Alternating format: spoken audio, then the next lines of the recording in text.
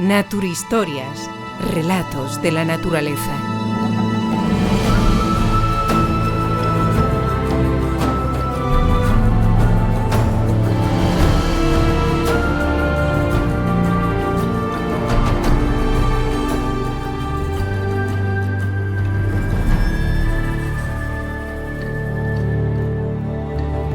Dirige y presenta José Sacristán.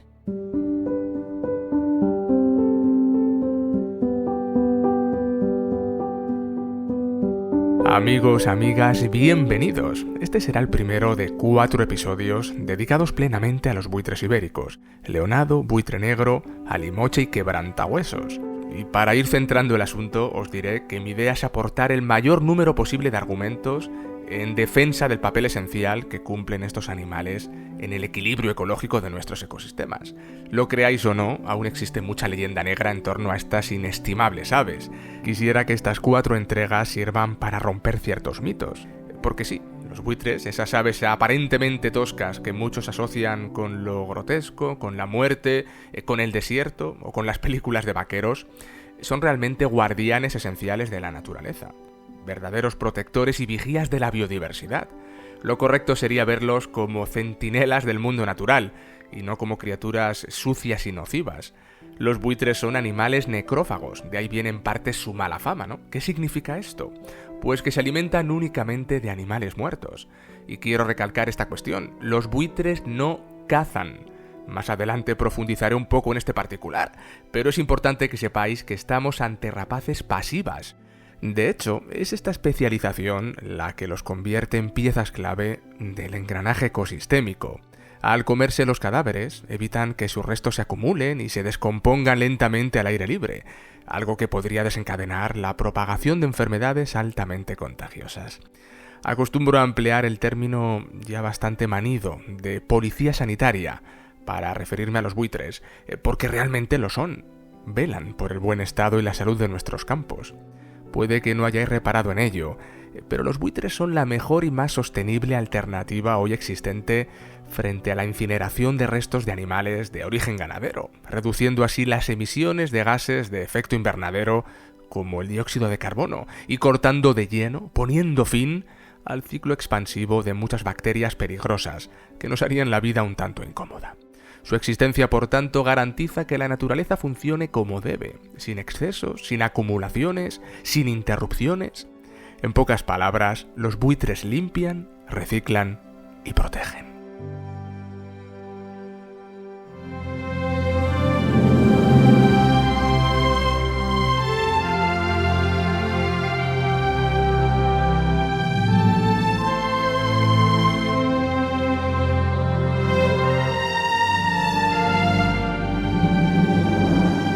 Para hablaros de las 4 especies que de forma habitual habitan nuestro entorno, la península ibérica, trazaré una hoja de ruta basada en la abundancia estimada de sus poblaciones. Es decir, iremos de la más abundante y común a la más escasa. Todas ellas protegidas, por cierto, y todas con diversas categorías de amenaza sobre sus efectivos. Conviene no relajarse en este sentido, porque aunque a alguna de estas 4 especies no le vaya hoy tan mal, sí hemos vivido épocas delicadas no hace mucho. De bajar la guardia, podrían repetirse momentos críticos como el ocurrido a principios de los 90, cuando la encefalopatía espongiforme bovina, popularmente conocida como mal de las vacas locas, puso en jaque a la población europea de aves carroñeras de manera preocupante. Mal también lo pasaron los buitres del continente en los años 60 y los 70, cuando el veneno se empleaba masivamente y sin control en amplias áreas de campo y cotos de caza, con idea de combatir a las mal llamadas alimañas. Aquello fue catastrófico. Muchas poblaciones de buitres quedaron bajo mínimos. Un ejemplo tasado y cifrado objetivamente es el del buitre negro, que en 1973 tan solo contaba con 206 parejas en España. Hoy, por suerte, la especie ronda la cifra de las 3.000 parejas, según el último censo de SeaOverlife. Si el panorama vulturino ha mejorado en nuestro país, ha sido mediante mucho trabajo de campo, compromiso social, estudio y conocimiento científico, no lo olvidemos.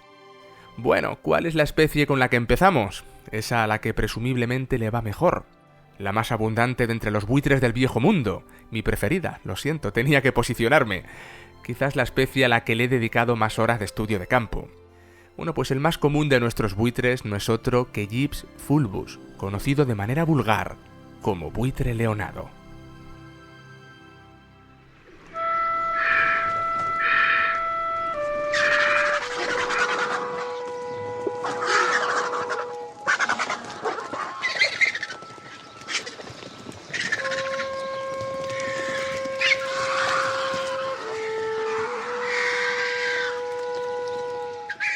Aunque la especie no llega a criar en todas las comunidades autónomas de España, sí está presente en la mayoría del territorio ibérico.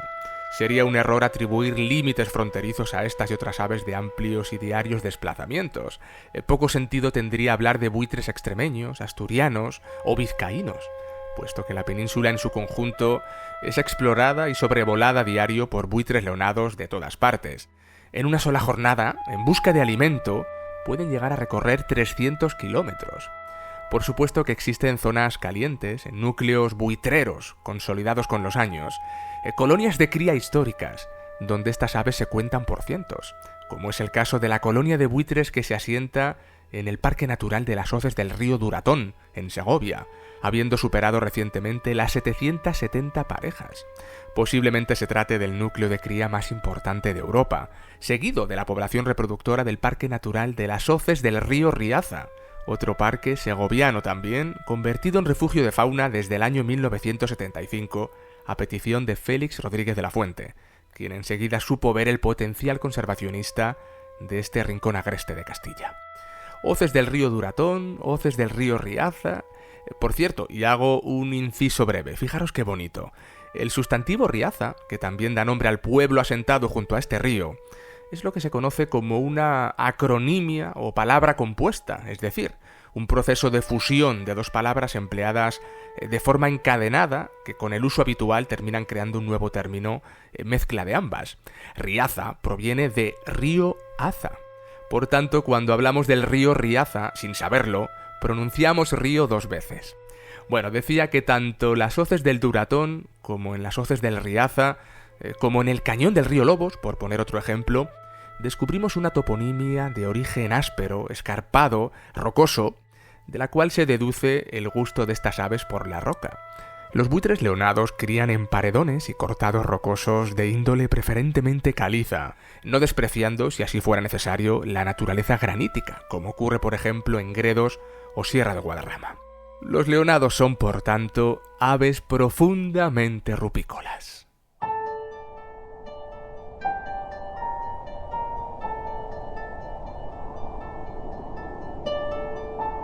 En cuanto a su aspecto, el buitre leonado es un ave poderosa de gran tamaño, con una altura máxima de 110 centímetros, superando ampliamente los 2,5 metros de envergadura alar. En vuelo, su silueta destaca por lo ancho de sus alas. Como ave velera que es, pasa largas horas planeando en el cielo, oteando, atalayando el horizonte en busca de alimento. De poder observarlo de cerca o mediante prismáticos, veremos a un animal de vuelo sólido y mantenido, que luce un plumaje cálido con tonos que oscilan entre el ocre, el canela y el dorado viejo. Contrastan con esta gama parda las negras plumas tanto de las alas como de la cola, esta con forma de abanico.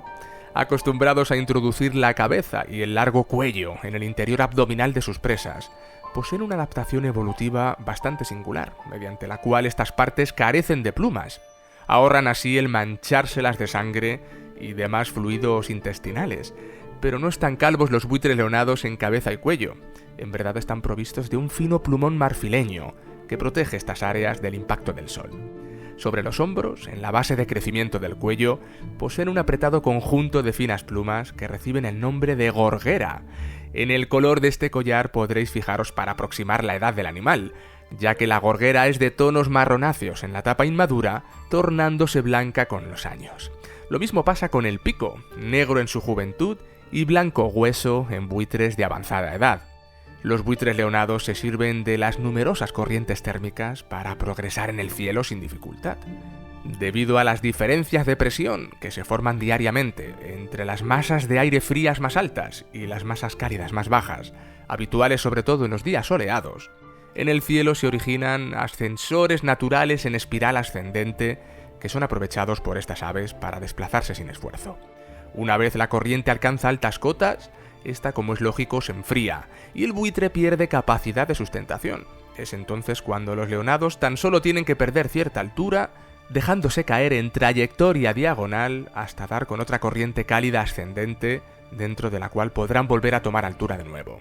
Esta danza de espirales ascendentes y largos planeos diagonales descendentes es la base de su éxito prospector, una estrategia evolutiva con siglos de antigüedad, herencia y memoria de especie. Esta obsesiva búsqueda de corrientes térmicas ascendentes, de la que os vengo hablando, explica en parte la extraordinaria facilidad con la que los buitres aparecen casi como por arte de magia junto al cuerpo de una cierva recientemente fallecida, una vaca o una oveja. A veces pasan un par de días hasta que los leonados dan con el animal muerto en cuestión, pero es que en ocasiones bastan unas pocas horas para que éste se vea rodeado por decenas, a veces cientos de aves carroñeras. ¿Cómo es posible que esto pase tan rápido? Porque los animales, sobre todo los mamíferos, cuando perecen de forma natural, acostumbran a hacerlo a cubierto. Pocas veces la muerte les sorprende de forma súbita en campo abierto. Si un animal se siente mal, enfermo, dolorido, buscará resguardo si puede, claro. Entonces, ¿cuál es el secreto? ¿Cómo los buitres logran dar con el alimento hasta cuando éste se encuentra semioculto entre la vegetación, incluso en días nublados o neblinosos? Pues la clave está una vez más en la cooperación, en lo que se ha dado en llamar simbiosis, ya sabéis de lo que hablo. Una profunda e intrínseca conexión entre dos o más seres vivos, donde la dependencia mutua se convierte en un vínculo de apoyo, protección y bienestar, algo que trasciende lo puramente biológico, creando una bella relación de armonía entre especies, de la que ahora os voy a hablar.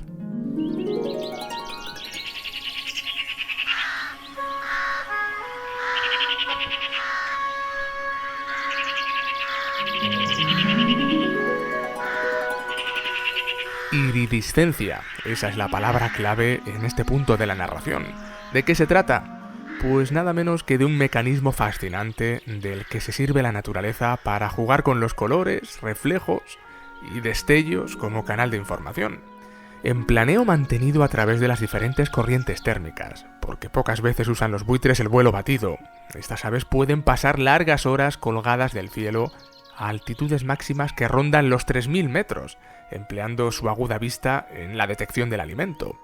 Esto significa que los leonados tienen la capacidad asombrosa de detectar visualmente a un animalillo muerto a 3 kilómetros de distancia sobre este.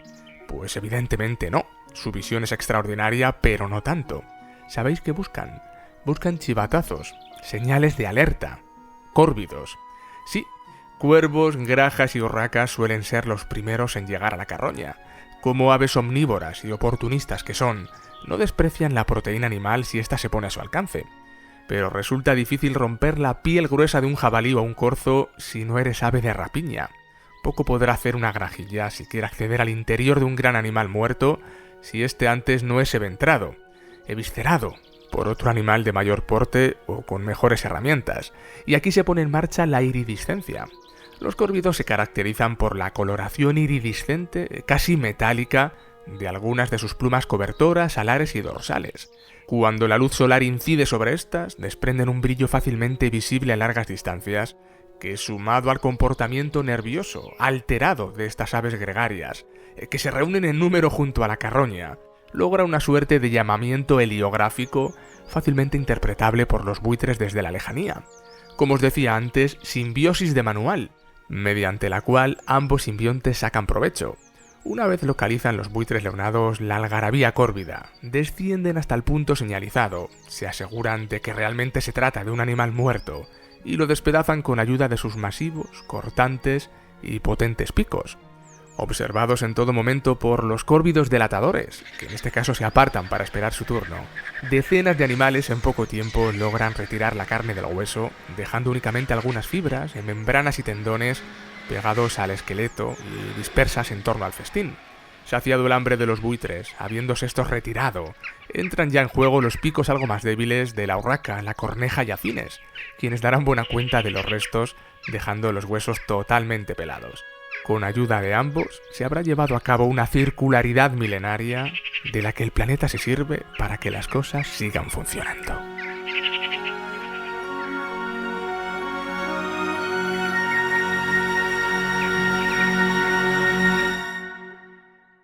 Sé que alguno estará pensando en este momento, bueno, ¿y qué pasa con ese esqueleto abandonado, Pepe? Sabemos de la existencia del quebrantahuesos. Pues sí, eso ya es cosa suya, pero para saber realmente cómo actúa este ave osteófaga, tendréis que esperar a su episodio en particular. Ya os hablaré de ello en otra ocasión. Volvamos ahora al buitre leonado.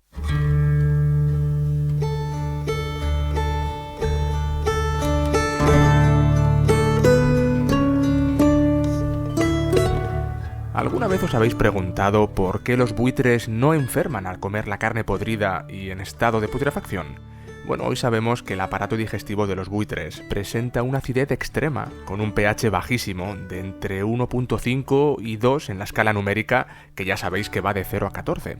Su digestión lo mata casi todo. De hecho, los buitres, acostumbrados a introducir la cabeza y el pico en el ano y demás orificios naturales de los cadáveres, tienen más especies bacterianas en la cara, más de 500, que en el intestino, donde tan solo sobreviven cerca de 75. Sus estómagos son tan fuertes que llegan a eliminar bacterias tan peligrosas como el anthrax. Incluso el ADN de la presa ingerida es destruido. Estamos ante un caso extraordinario entre las aves de todo el mundo. Por eso insistimos en que los buitres realizan una labor positivísima, difícil de medir. Durante siglos, los buitres fueron aliados silenciosos de la ganadería. Cuando una res moría, bastaba con dejarla en el campo y la naturaleza hacía su trabajo. Pero todo cambió en 1995 con la crisis de las vacas locas en Reino Unido. La enfermedad, que podía transmitirse a humanos, provocó un terremoto sanitario en toda Europa.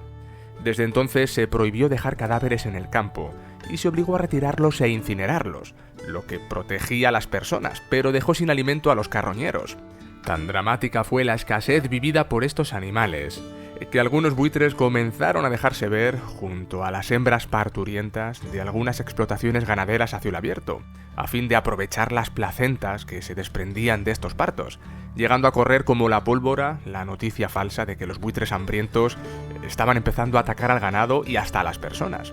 Bueno, de aliados de los ganaderos pasaron a convertirse en amenaza.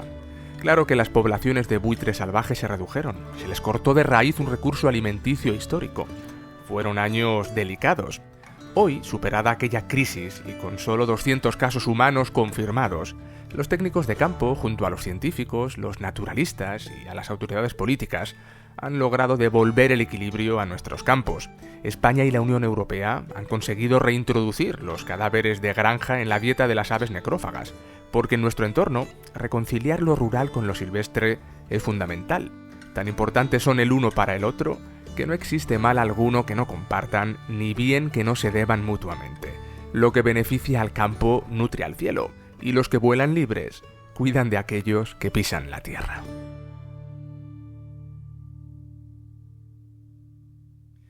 Uno de los aspectos de la vida de los leonados que siempre me ha fascinado es su absoluta entrega a la reproducción. De los 12 meses que tiene nuestro calendario, 9 los dedican por entero al hecho de perpetuarse. Entre 2012 y 2014 tuve la suerte de poder realizar un seguimiento estrecho de la colonia de buitres leonados que aún hoy se asienta en la madrileña Sierra de la Cabrera, en el vértice nororiental de la Sierra de Guadarrama. Os puedo asegurar que 2 años de estudio al respecto dan para mucho. Recopilando fotografías y vídeos pude realizar una monografía completa de la especie de la que guardo un cariño especial. Un montaje audiovisual al que el tiempo no ha tratado demasiado bien, lo reconozco. Mis medios entonces eran de una artesanía casi precaria. De poder llevarlo a cabo hoy, el resultado sería otro. Hablo del acabado visual, Pero en cuanto a la información obtenida, dudo mucho que jamás vuelva a poder manejar los datos, las anotaciones y las experiencias que viví en la Cabrera hace más de una década. Subía a las buitreras de noche y esperaba allí arriba la salida del sol. Muchas tardes abandonaba el lugar con el ocaso. Fueron unos meses maravillosos. De lo que los leonados me enseñaron entonces os hablaré ahora, del abnegado empeño de esta especie por sobrevivir.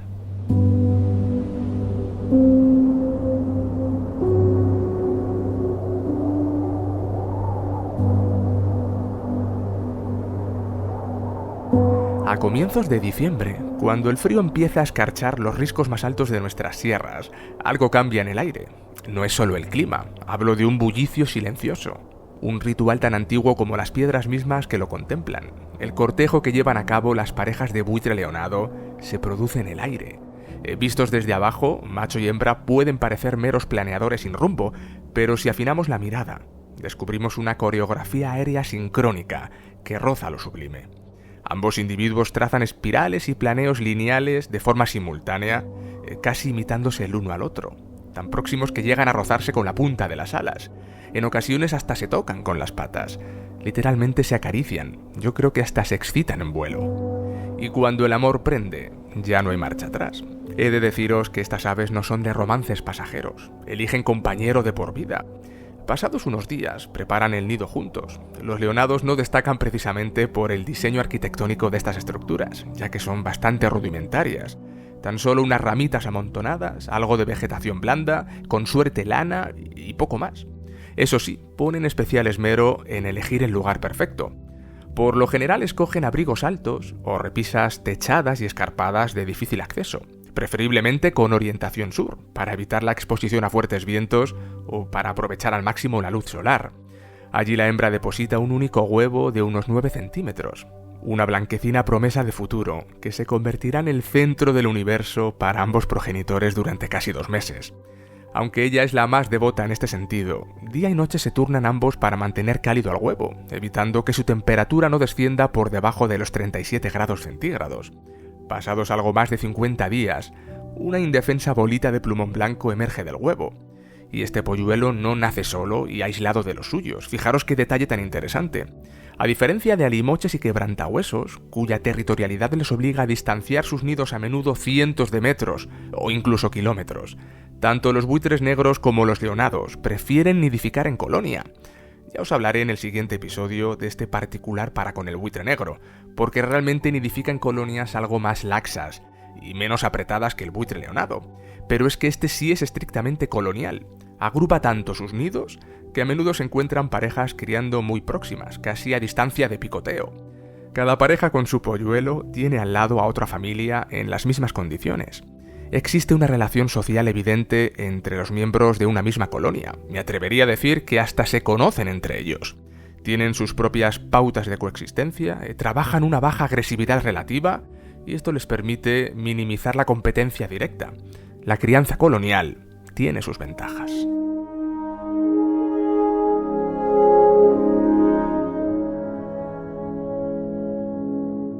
Personalmente pude comprobar cómo los buitres de la Cabrera saltaban de la roca cada mañana casi al unísono para pillar juntos las primeras térmicas del día, ciclarlas, elevarse y alejarse en grupo del lugar en busca de carroña.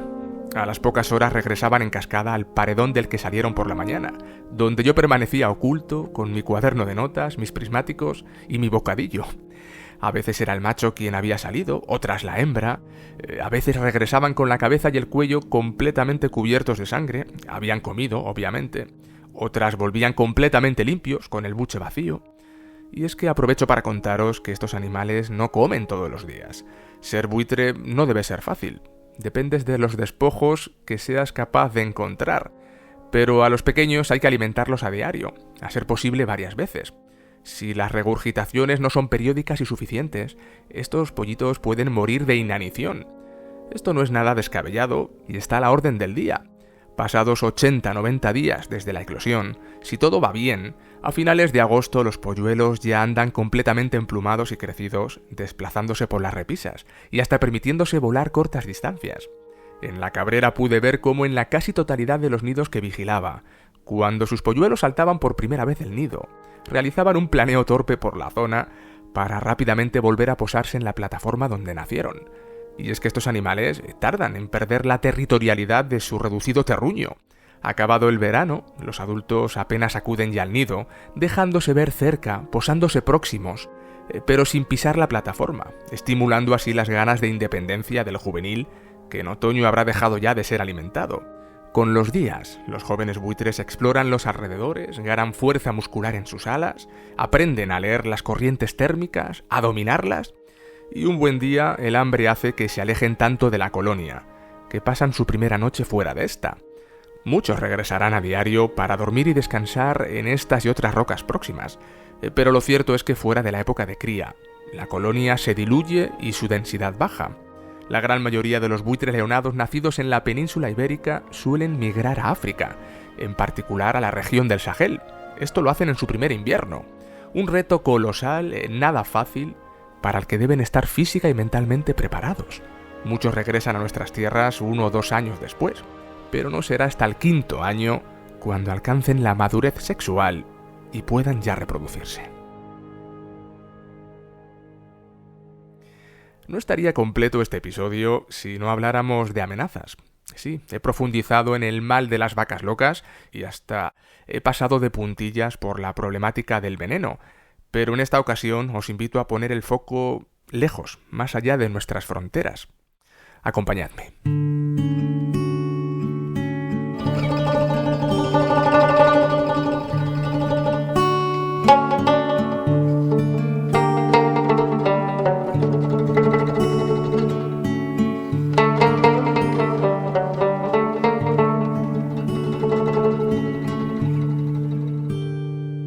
A comienzos de siglo, en la India, se estuvo utilizando durante años un medicamento veterinario llamado diclofenaco para tratar dolores en el ganado. El nombre seguro que os suena. Lo que nadie sabía entonces es que este fármaco es letal para los buitres. Al ingerir restos de animales tratados con diclofenaco, los buitres sufren fallo renal y pueden estar 48 horas agonizando hasta que finalmente mueren. El resultado, devastador. En apenas una década, el 99% de la población de buitres en la India desapareció. Millones de aves murieron a causa de la mala regulación de este compuesto químico. El impacto fue tan grave que incluso se dispararon los casos de rabia porque las poblaciones de perros salvajes dejaron de tener competencia y crecieron sin control. Lo que muchos no sabréis es que el medicamento veterinario que causó la casi extinción de los buitres en la India ha llegado no hace mucho a España. La primera muerte confirmada en nuestro país tuvo lugar en septiembre de 2020, en el Prepirineo catalán, en Lleida. El buitre hallado portaba un dispositivo de seguimiento GPS, lo que permitió localizarlo y analizar las causas de su fallecimiento. Esta cuestión es realmente preocupante, ya que se nos pueden estar pasando por alto muchos otros animales no vigilados, de los que no sabemos cuándo, cómo ni dónde mueren. En África, el problema es otro. Allí los cazadores furtivos utilizan el veneno como herramienta para silenciar testigos. Me explico. Después de matar a un elefante o un rinoceronte, envenenan los restos con cianuro. ¿Por qué? Porque saben que los buitres son observadores. Vuelan en círculos sobre la carroña y pueden delatar la ubicación del crimen. A veces los problemas que se generan en un lugar concreto del globo atraviesan fronteras, se diversifican y viajan a otras áreas, a través de diversos vectores difíciles de localizar. Tendidos eléctricos, colisiones con aeronaves, con aerogeneradores, envenenamiento por plumbismo, son algunos de los males que atenazan la existencia tanto del leonado como del resto de especies, así que trataré estas cuestiones lamentables en futuras entregas. Frente a estos desafíos, la clave sigue siendo la colaboración y el compromiso internacional real, de todas las partes.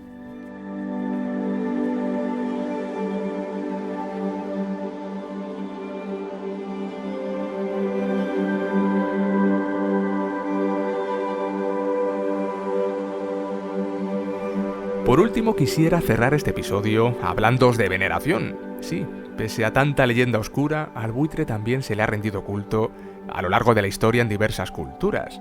Mientras la mentalidad occidental suele verlos con recelo, muchas culturas antiguas los entendieron como aliados sagrados en el viaje final del ser humano. En vez de perseguirlos, los honraron, creando rituales donde estas aves eran parte fundamental del ciclo de la vida y la muerte. Desde Anatolia hasta Sudáfrica, grabados milenarios y registros etnográficos documentan prácticas en las que los cadáveres eran ofrecidos a los buitres, en lo que se conoce como rituales descarnatorios. Algunos pueblos celtas y celtíberos, además de la incineración, practicaban la exposición de cadáveres como rito funerario, especialmente para guerreros caídos en batalla. Esta costumbre consistía en entregar los cuerpos a los buitres, seguros de que son un puente entre lo terrenal y lo sagrado. Los celtíberos consideraban un crimen incinerar a un guerrero, ya que creían que su alma ascendía junto a los dioses al ser devorado por estas aves. Ecos de esta creencia se conserva en piedra la estela funeraria de Zurita, en el valle de Piélagos, Cantabria. Su reverso representa a un guerrero cántabro abatido en combate, acompañado por su escudo, mientras un buitre lo devora. Lo curioso es que para nada se trata de una escena de muerte, sino de tránsito espiritual, y ejemplos como este hay muchos repartidos por la geografía euroasiática. La relación estrecha entre el ser humano y las aves carroñeras se remonta al Neolítico, hilando una convivencia misteriosa pero profunda que ha dejado huella y ha llegado a nuestros días. Que su silueta siga cruzando el cielo es un recordatorio más de que la muerte también tiene su lugar en el ciclo de la vida, que su danza no se detenga, que su historia no termine, para que las próximas generaciones disfruten de una naturaleza próspera y equilibrada.